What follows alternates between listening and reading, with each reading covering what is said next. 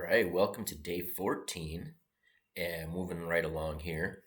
And once again, today's main exercise is to be done without a chessboard in front of you.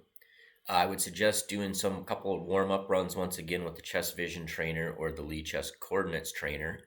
But when you're done with that, close out of the board so you can't have a chessboard in front of you and just get your uh, pen and paper.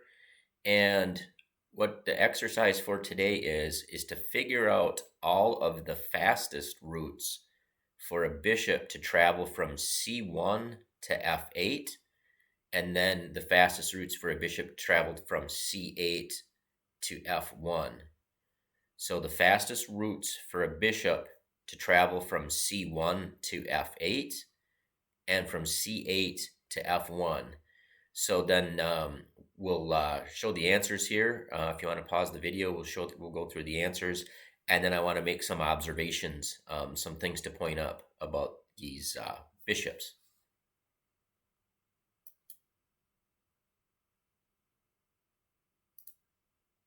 All right, so let's check the answers first, and then we'll make some observations about these bishops.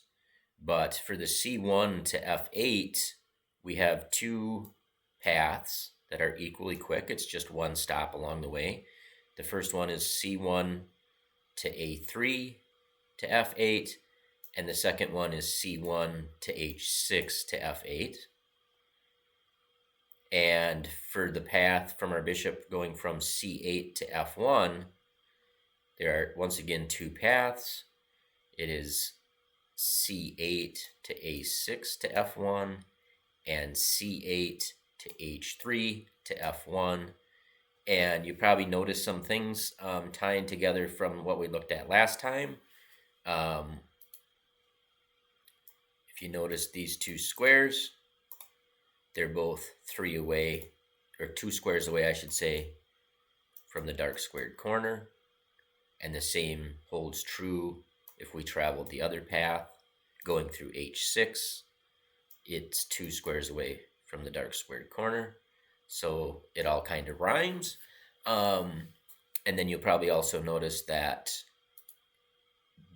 all of these squares, the origination points and the destination points, are on these X-wing fighter corners or extended quarters, or however we want to think about it. And once again, that's why it's so helpful to kind of burn those X-wing corners into your brain. And so now beyond this, I want to just kind of bring up this idea of corresponding squares.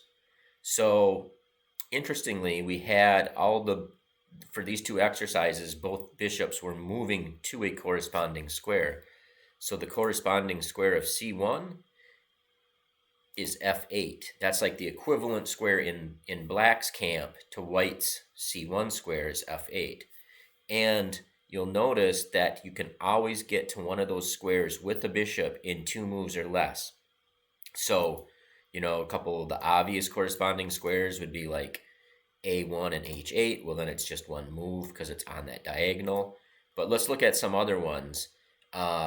Like the corresponding square of d6, the equivalent square of that in white's camp is e3.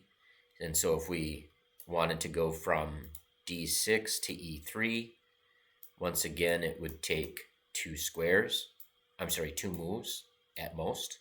Obviously, it can't be one move. But so any corresponding squares you pick, whether they're light squares or dark squares, the same rule will apply. So let's look at, let's say b3, and the corresponding square of b3 is g6. Well, once again, we can get there in 2 moves. So that's just something to note, and maybe you want to spend some time just looking at corresponding squares, kind of visualizing those routes and kind of seeing how the board connects with those. I mean, there's all kinds of examples. You could do b1, the corresponding square would be g8.